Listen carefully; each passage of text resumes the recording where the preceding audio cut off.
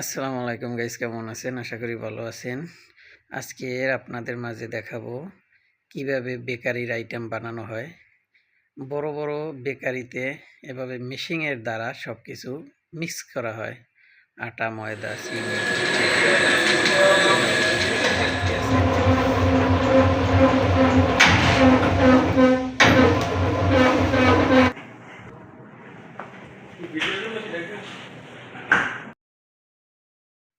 তারপরে এভাবে বিভিন্ন আকারের বিভিন্ন ডাইস করা হয়। তারপরে এটারে ফোড়নে রাখা হয়। ফোড়নে রাখা হওয়ার পরে খাবার উপযুক্ত হয়, যেভাবে আপনারা ভিডিওতে দেখতে আছেন।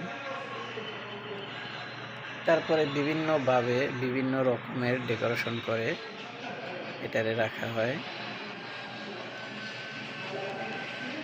যেভাবে আপনারা ভিডিওতে দেখতে আছেন। বাদবাকিটা আপনারা ভিডিওতে দেখছেন।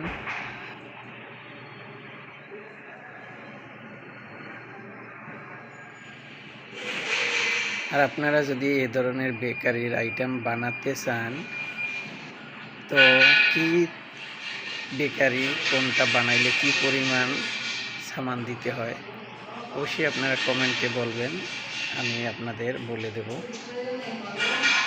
বেকারির আইটেমের সবচেয়ে বড় যে কাজটা, সেইটা পরিমাণ মতো সব কিছু মিক্স করা।